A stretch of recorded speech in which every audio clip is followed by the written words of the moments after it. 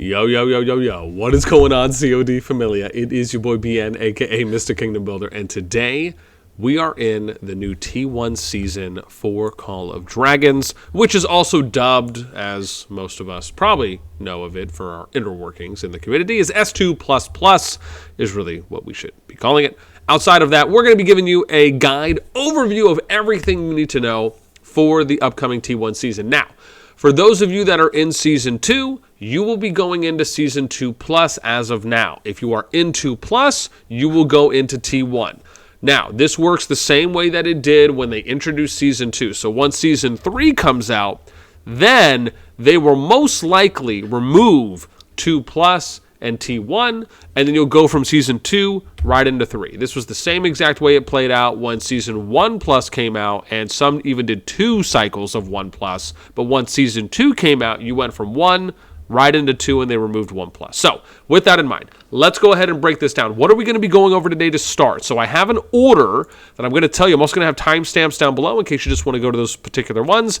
Now, I'm not going to be doing any deep dives and shared viewpoints, so to speak, because I really just want to get you guys the information out so you can go through it and start preparing yourselves for this upcoming season. So in order, we're going to do talents, policies, we'll look at bundles, we'll look at the Augerstone chapters, we'll look at the new city skin, we'll do Behemoth seasonal buffs, we'll show starting buffs, we'll talk about events, and then again, right, what heroes will be coming out in some of those. We'll look at Spires. I'll briefly touch on the map layout. We'll talk about the level 3 passes, or the passes in general, which ones are semi-protected, which ones are not. Maybe look at villages. That's what I have on the list so far. And again, if I miss anything, right, we can always cover that in a follow-up video. Let's start with talents, which is probably one of the most requested things that people have been asking about. So, again, I'm just going to kind of read these straight out. So we have Battlefield, Domination, Ranged Assault, Engineering Mastery, and Battle Prep. So we have Glory Bound. During the season, you will gain 1 stack of Glory Bound for every 200,000 merits you receive, increasing all damage dealt by 0.1%, max of 10 stacks, so up to 1%. Then Swift Supplies. Heroes and War Pets gain 20% stamina recovery speed. Cavalry Vanguard. When your cavalry units launch an unyielding rush at their targets, rush speed and ranged is increased by 50%. Subjugator. Your legion gains Subjugator upon entering battle, increasing their attack by 0.5% every second, max of 5 stacks, so up to 2.5%. Rebound. When your infantry units come under attack from ranged units in the field, they have a 10% chance to reduce damage taken by 20% and deal counterattack damage to their target, damage factor of 180. Courageous Rush. When your cavalry units launch an unyielding rush at their targets in the field, they take 20% less damage, and rush skill cooldown is reduced by 15%. Lastly, Martial Fortitude. When your infantry or cavalry units launch a melee attack at a ranged legion in the field, they take 15% less damage from that legion. Ranged Assault. Forceful Leadership. Your legion deals 1.5% more hero skill damage. Gale Step. Increases the march speed of your legions by 5%. Hearts is 1. When you have at least 1 ranged legion in battle in the field, each additional ranged legion that enters the battle increases ranged legion's attack by 1.5%. I'll just comment here. I wish this was worded differently so it was clearer. Just my one thought. Burning Rage, your legion deals 3% more normal attack damage in the field. Arcane Torrent. Your magic units gain 5 more rage points per second in the field and deal 10% more hero skill damage. Long Range Warfare. Your marksman units have an attack range equal to your magic units while in the field, but they also have 15% less base physical attack. Suppressive Fire. Every time your ranged legion deals normal attack damage to a target, the target's march speed and rage accumulation speed is reduced. March speed, -1%, up to a max of -5%. For 5 seconds, rage accumulation speed, -1%, max 10, so max -10% for 5 seconds. Engineering Mastery. Reinforced turrets increases turret shields by 20%. Building Frenzy increases the engineering of range units by 100%. Master Builder. Turrets take 50% less time to build and upgrade. Prayer of Light. When your legion is severely wounded, they return to your city 50% faster. Advanced Architecture. Turrets begin at level 2 when constructed, and their max level is increased by 1. The High Ground. Legions in keeps deal 2.5% more damage. I just wanted to point out a missed opportunity here. I wish the High Ground was something that played into what the actual name is, where if you're on like the second level or if you're on a cliff, you have, like a 5% increased range if you're a ranged unit, right? So if you're an archer, if you're a mage, maybe even potentially the Celestials, that would be cool because I think that actually is a little more accurate to what this title is. Just my thought. Moving on. Breaching Strike. When your legion launches a normal attack, they have a 10% chance to reduce the target legion's defense by 0.5% for 10 seconds, max of 10 stacks, so up to 5%. Multiple legions can add stacks by attacking the same target, and each new stack resets the duration timer. So the example here is if you have one person doing it, each attack, they'd have to do it 10 times. If you have 2 people attacking the same legion, they only have to do it 5 times, right? Because because the procs will stack multiple times. If you have 5 people attacking the same legion, then they only each need to do it twice, and then bam, you're already at the 5%. Battlefield Preparation. Renown. Gain 10% more prestige from defeating dark forces and destroying Darkling forts. Harvester. Your legion gathers 15% more resources from resource points. As you can see, I'm in farmer mode. Back in Business. Increases CP recovery speed by 10%. Glories of War. You gain 20% more merits through combat with other players. You can gain up to 100,000 merits per week through this skill. Diligent Statecraft. Increases your daily warrant capacity by 1. Logistical Support. Reduces the cost of resource healing at your hospital by 10%. Alliance Protection. When your alliance is gathering in alliance territory, it cannot be attacked while it is in combat. It cannot enter resource points in the field. And then we look at talent quests. And there's some here. I think we captured one already, which gave us 2 points. But you have like defeat Darkling patrols, upgrade 3 heroes to level 50, occupy 11 villages at the same time, accumulate a number of merits, reach the top 20, top 100, top 300 in personal glory point rankings after the Augerstone chapter releases that. We'll show you that in a bit. Finish the Augerstone stage Golden Dreams, Land of Ice and Snow, Great Deeds, activate. Oh, that's what we did. Activate a seasoned talent that we end up getting points for. Now, to read this, there are 4 unique branches of seasoned talents. That basically starts from the top and goes down for what you saw in the different colors, right? So it's basic, standard, advanced, and super. Each branch must be leveled up in order, beginning with the basic talent and moving on to successives. You can only activate 1 talent on each level of branch. Different talent levels have different talent point costs. Basic talents, which was the first one you saw, that's 1 point. Standard talents is 2. Advanced is 3, and supers are 4. Talent points can be obtained by completing quests. You can only obtain 21 points max. Basic talents can be activated immediately. Higher level talents will be unlocked as the Augerstone progresses, which I actually really like the way that they're doing this. Seasoned talents can only be used on the world map and cannot be used in other game modes. So that, again, nice distinction there. You can also reset talents. However, you can only reset once every 40 days. So that means that, let's be real, you get 1 free reset for really the duration of the season for the most part, right? Unless you were to reset them maybe after the level 2 passes open to get into Zone 2, right? Then okay, maybe Zone 3 depending on how far you're extending it. But if the average season's about 70 days, that means you really only have 3 to 4 weeks as your high end or last tail end to do it, right? If you really kind of want to make use of resetting it. I'll just say this briefly. My view on this is I would really love if they allowed for you to have talent pages to where you could have maybe 3 talent pages here, and then you could switch and alternate between maybe having more of a development farm-based talent page, and then you have more of a war PvP talent page. Maybe you have more of an engineering-based talent page, right? I would just love for that fluidity to be there. And also on top of that, not making the reset so painfully hard. Make it cost 100 gems or something, right? Something more reasonable where you can engage and motivate players to switch and rotate talent pages right, that are more useful to them in that moment. Personally, I don't see anything wrong with just making it free and adding in 3 talent pages so people can rotate. But I understand at the same time that, okay, maybe you don't necessarily want to make it free. Okay, but at least don't make it that hard. So anyways, that's my view there. Next one is going to be policies. So as we go into policies, we'll take a look. There's a couple new ones here that some people had mentioned to me last night on the live stream, so I really appreciate. So we have spread the word, which is increases prestige gained from peacekeeping and destroying Darkling forts. And you can see that goes up to 20%, right? So not a bad one, if you think about that. Maybe we'll do that now. And then we have Wellspring, stamina limit bonus, +5 up to +50 for what you get. I'm assuming it says increases the maximum stamina of your heroes and war pets. So for each one's. Got to get that one out the way. Oh, I didn't realize it resets when I do that. Wow, people are really helping out here. Then we move forward, right? So we have military expansion, medical supplies, medical equipment. We're all pretty familiar with those.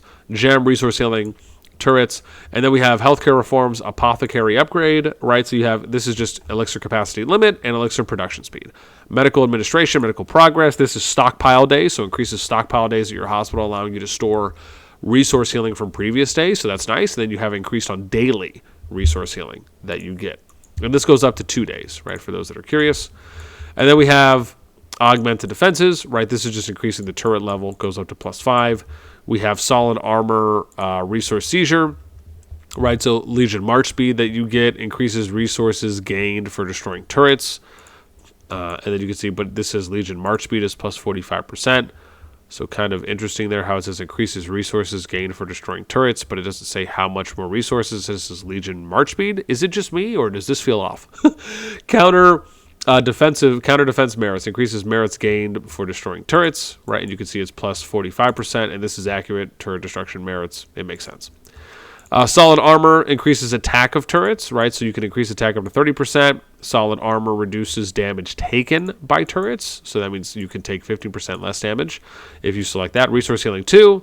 We have gold healing. Those are all standard. These ones I think are new that they said. So now you have flat damage that you get from, we'll do that, we'll go over, and so now you have infantry, cav, marksman, mages, and I believe all of these go up to 20%, or sorry, it's 10% here for magic, marksman I think is 10%, maybe it is all 10%, I swear I thought I saw one that was 20%, maybe I'm cray-cray, probably.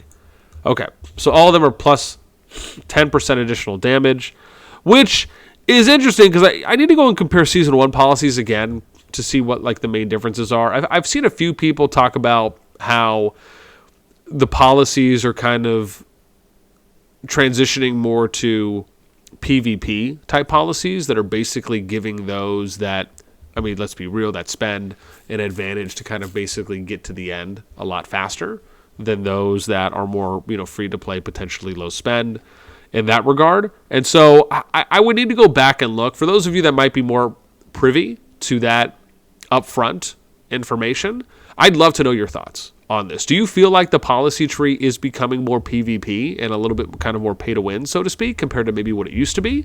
Or no, you don't think that? I'd love to hear your thoughts there. And then we get into medical supplies. Again, you guys are familiar with these. And then the last one we'll look at here is probably the most controversial one, potentially, which is Cursed Swords. It says your legions deal 5% more damage, but severely wounded units have a 2% chance of dying immediately. And it was also brought to my attention, can't remember if this was from BXS Joker or someone else. Someone mentioned this to me yesterday in Gen Chat, and the name is escaping me. Or maybe it was Mando. Maybe it was Mando. I think now that I'm recalling. Essentially, keeping in mind, based on the wording here, no matter what you take severely wounded from, whether that's PvP or PvE, your units will have a 2% chance of dying immediately. So yeah, you get 5% more damage, but again, you're going to take that 2% death. And so the funny thing is, there were some people on the live stream yesterday that were saying, oh, well, I'm just not even going to select it, right? My one thought on here before we move on is just that, to me, this feels like something that you would take if you're in a position and you're willing to have additional deaths. Because you have to understand, this is deaths from everything. This is deaths from anything that you're going to take severely wounded on for the entire season by the time this opens up, right? Or by the time you get to this point. So to me, this is something that I said this last time on the live stream, this is something that I almost feel is like something that like Neff would take, right? Or maybe Jason would take, or the Lights would take, right? Some of like, the top 5, top 10 players, maybe those on the top 25 list that are, around 150, 160 million power and above, or 250 million power and above.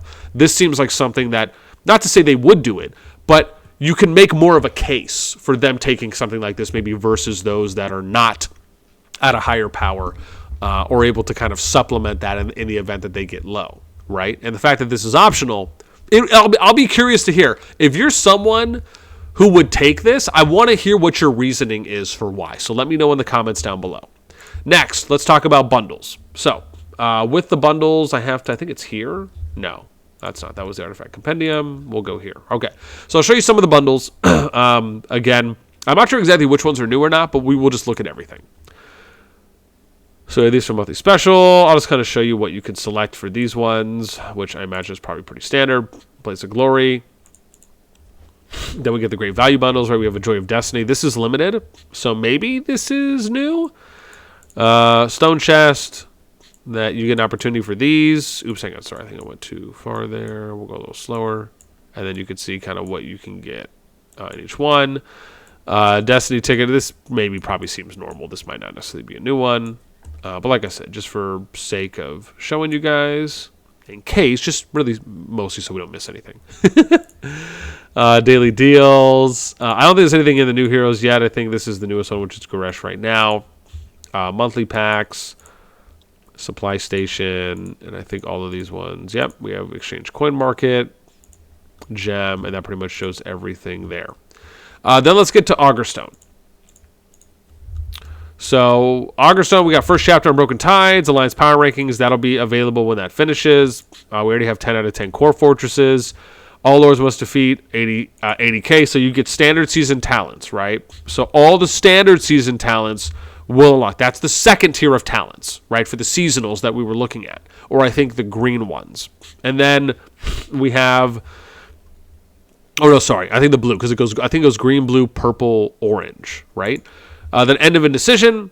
Then we get the Time Is Now for Frost Giant. Land of Ice and Snow. This is when the level 1 pass will open, which is semi-protected. Basic Merit Store will become available. And Fighting Other Lords will grant you merit. So again, at the end of... Now, I just want to point out here, I personally believe the way this should happen is you should be able to start gaining merits after... once the Peace Shield comes down, right? And it doesn't mean that that's a way to entice fighting. It just means that if fighting so should be that it happens, you should at least be able to gain. Then we get advanced season talents, right? So the advanced ones will open up after Augerstone 5. Then we get Village Occupation Limit at Star of Hope. Level 9 Darklings at Twilight. Moment of Truth is Thunder Rock. Great Deeds, nothing there. Outbreak of War, level 10. And then you get the super season talents, right? So you have 1, 2, 3, 4, 5, 6, 7, 8, 9, 10. So at the 10th Augerstone, you end up then being able to unlock all, or the last branch of the season talent. Silent Calibration, we have level 2 passes will open. So that's at chapter 11. Personal Glory Point Rankings. When this chapter ends, we'll be taking a look at that as well here shortly. So we can show you guys that. Then we get the EXP, right? So heroes will be able to gain EXP by obtaining merit, so you just have an additional way to gain and to level up heroes.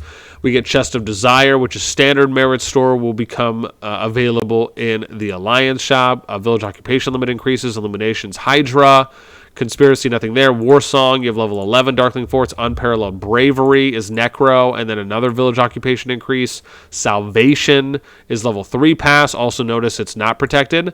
We'll talk about that in a moment. Motherland's Call, nothing there. Then we get Swords into Plowshares, which is level 4 pass. Village Occupation Limit. Heroic Struggle, the amount of EXP heroes gained through merits has greatly increased. Peaks and Valley, this is Premium Merit Store will now unlock. Art of War is for Flame Dragon. Garlands of Praise is level 12 Darkling Forts. Necro here at Hearts Towards Dawn. And then lastly, Unscarred Cross-Region Alliance. Right, when this chapter ends, Lords will be able to join alliances in any region, regardless of zone. Then we get to Season. Nothing really here in the overview. Just a few things there. Season features. A couple new things, but nothing really overall impactful. You can see the new division names that are here. We can go through some of the rewards, just so that way you guys can see those for how they look. We'll do Officer. And I'm imagining most of these are the same. But again, just for sake of being able to show you off, I want to be able to do that.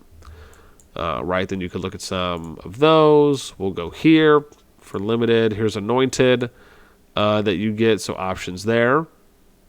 And then we go to Conquer. Then we'll do Enduring. And these are limited, right? Then we'll go to Common. Then we'll go down, right? This is... Oh, I guess I could show this, right? I mean, it's probably the same thing, really, when we look at everything. And then, oh, actually, that did look like it was everything. Oh, I see. So I actually have to select something different? Oh, never mind, because it didn't even show the blue. Okay. In that case, let's move on to the next one, which is going to be the new city skin. So if we go here, I think the new one is down here that someone told me, is Auspicious Rain. So you get the plus 5% there on infantry unit HP. And then we will show off the seasonal Behemoth buffs, which is going to be here in the events. And I guess we can kind of show off events here for the seasonal buffs, and then we'll go to the starting buffs. So let's do the Behemoths first. And then you can see here, Rejuvenating Rage. I think someone told me there was only 2 new ones, but we'll go through each one just for you guys. While Frenzy is active, Giant Bear heals HP equivalent to 30% of all damage it deals. Frost Giant, when Frost Giant destroys icicles, it recovers 2% of max HP.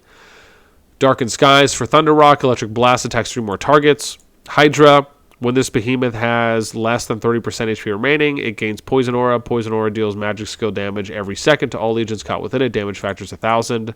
Sustaining Shadows. While Dark Benediction is active, Necrogiant heals 1% of its max HP every second. And then we get to the last 2. Flame Dragon here is when Flame Dragon inflicts terror on a target. The target also gains Gloom. Attack negative 10%. Stacks up to 5 times to negative 50%. Effect lasts until end of battle. Molten Might for Magma. Magma Devourer and Magma Manipulator take 30% less magic damage. And then the Reaper and Devastator take 30% less physical damage.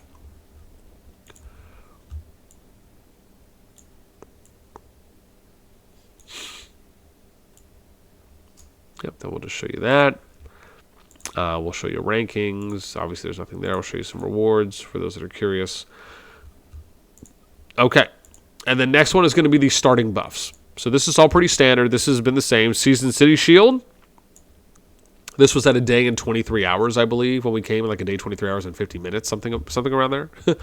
And then again, these are all pretty standard, right, for Great Revival, New Kid in Town. Ceasefire is there as well. And obviously the big difference here is the Alliance member limit is now permanent, right? It's not, it wasn't going off of just a 30-day timer as it did before. And then we'll actually go in and look at events. So that's going to be the next one. So let's look at Riches of the Forest, right? People were asking me, I think someone said that Rattle Spear was the new one here. That was in the beginning, but these are the options. Wheel of Destiny, we'll take a look at. And you could see here, right, where you can get Bertrand and Tohar, right, so the 2 heroes that are here. And I just want to point something out. My view on this, when gated or pay-to-win heroes are introduced, and this is just how I believe it should be in every Kingdom Builder, I am okay with you introducing some new heroes that are pay-to-win to start. But really how it should be is there should be a timer on it where maybe you say for 30 days or for 60 days, these heroes can only be unlocked through pay-to-win or spending means. But then after that period, they then go to the tavern and gold chests, right? So this way, those that spend still get their early access. They can still go ahead and max them out or level them up however much they're able to. And then every hero will eventually get added into the tavern gold chest. That's how I think. Now, as far as how they come up with how long that is, I'm okay with whatever they want to test out first because those things can always be adjusted. But if you're going to come out with spending heroes, those heroes should not be locked for the rest of the game's lifespan where you can only unlock them from spending. Spending is not an exclusive right. It should be a temporary advancement, right? Something that you can do to boost, to get ahead, not to stay ahead. That's what really needs to be understood here. And so my belief is that once a game decides to do this, oh my God, they're going to get a lot more people interested in their game because it's going to be a healthier balance overall. Would love to know what you guys think on that. That's my opinion. Let's go ahead and move on to the next one, which is, I think it was not heating. I think those were Strongest Sword. But we'll show you the Resurgence, right? This is the same as it was in Season 2 Plus. First 7 days of a new season. Once 7 days have passed, Resurgence will be replaced by the Truce Zone. Great Revival, that just kind of shows you the num. And then Strongest Sword is Tohar, right, for the first.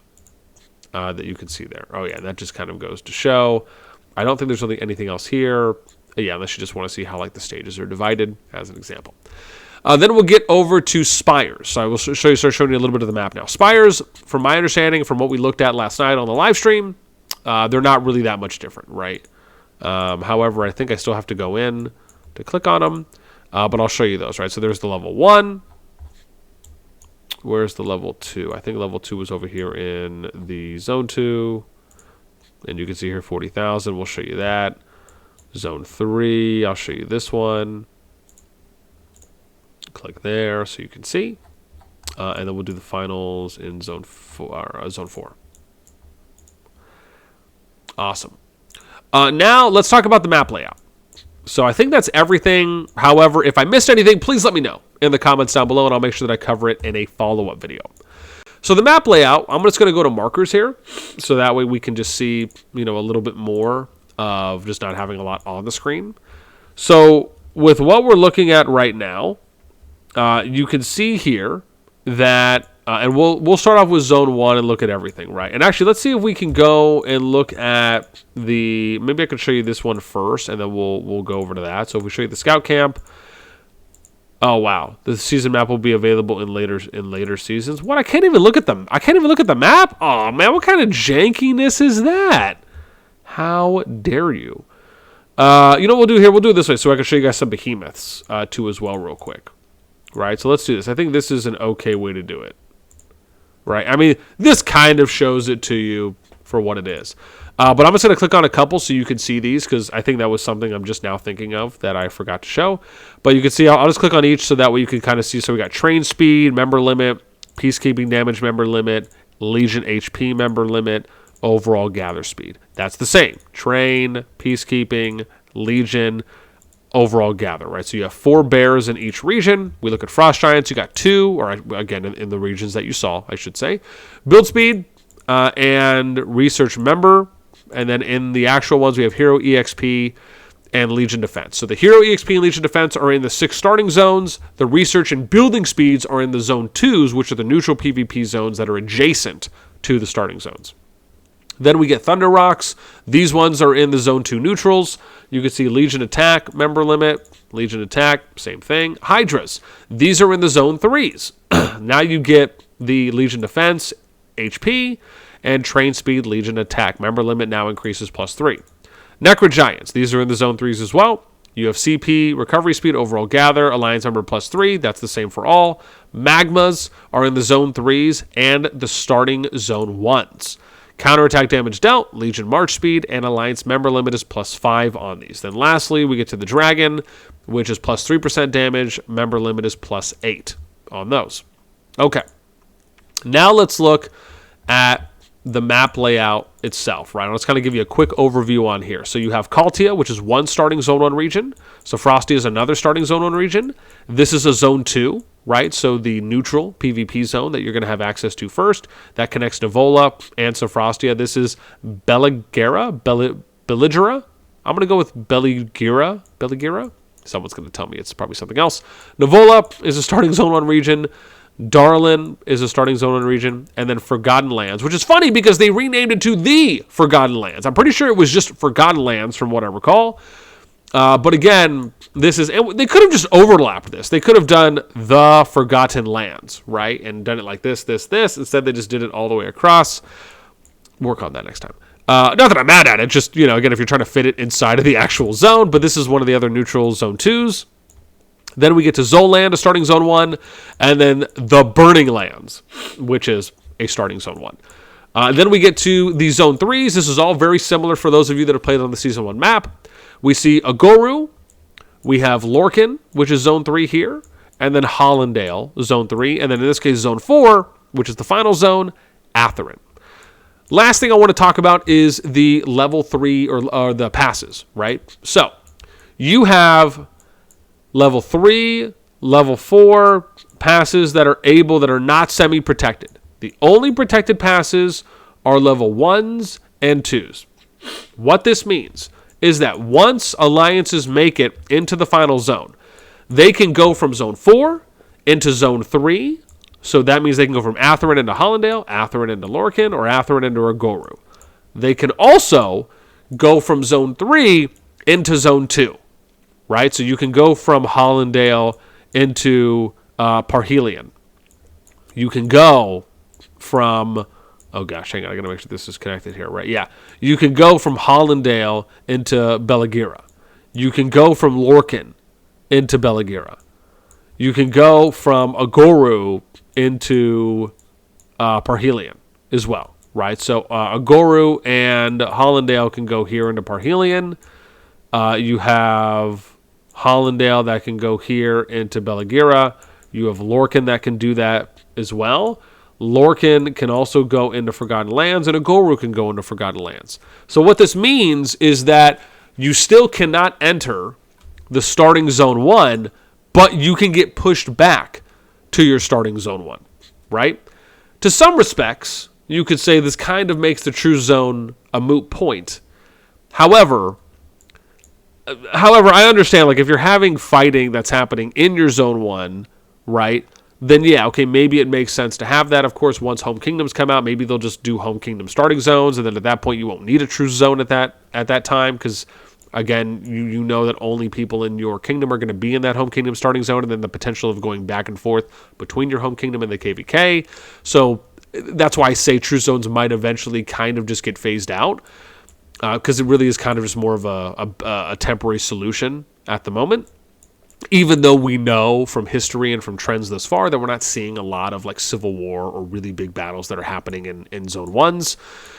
The only thing I'm going to say on the map here, as we finish this T1 guide here in about 32 minutes that we are now at, a little over, is the only adjustment I would have liked to see, actually two small adjustments here, is I would have liked to see some kind of neutral PvP zone in between the Zone 3s. So, for example, with Belagira and the Zone 2s, how the Zone 2s extend into Zone 3. Not to say that I'm against that, so to speak. The only thing is that I wish that Lorcan and Hollandale connected here. And then that way you could have had like a small PvP zone, right? Maybe it doesn't need to be as big as a Zone 2, but it definitely cannot be as small as a runic statue area. To me, that would have been great. So that way Hollandale and Lorcan could fight each other. Lorcan and Agoru could potentially fight each other, right, if they had a neutral zone here. Agoru and Hollandale could fight each other if there was a neutral zone here. So that way you just have consistent opportunities to fight, because arguably once you get to Zone 3, you have to wait, right? Because there's really no PvP to an extent at that point. I mean, I guess once the level 3 passes open, you could go into Hollandale, into Belagira, and fight other Zone 3s there, right? That could happen. But it would just be nice if it had its own like Zone 4, right? So if Zone 2 is here, and Zone 2 allows for the Zone 1s to fight, then I would have loved for them to add a Zone 4 so the Zone 3s could fight. And then eventually you just go into Zone 5, and then you're good. So for me, that would really be the only adjustment, or the only two adjustments I'd like to see, or I guess the one. But the second adjustment I'll say is, it would also be nice if, and I'd be okay with them adding in runics back, or just something that's runic-like if it's a small area that you can fight between adjacent kingdoms, but maybe you added some objectives. Like I was talking to this with Hayes in the CoD VC earlier, and I've suggested this in some of my videos before, where instead of limiting it to just runics, why not do a deathmatch? Why not do a last man standing or a free-for-all? Why not do a capture the flag or some kind of domination thing where you have multiple points that you have to hold, like a King of the Hill type. I mean, really think outside the box. You can do these things with CoD. All it takes is just, setting up the area and letting those ways play out. So, again, I think CoD has a lot of opportunity, a lot of potential to do more than what it's doing currently. So those are just kind of my final takes on the map. I'm excited to see what the season brings. I'm sure people have a lot of thoughts. Let me know what you think on anything we touched on in the comments down below. That's going to do it for me. As always, until next time, I'll catch y'all later.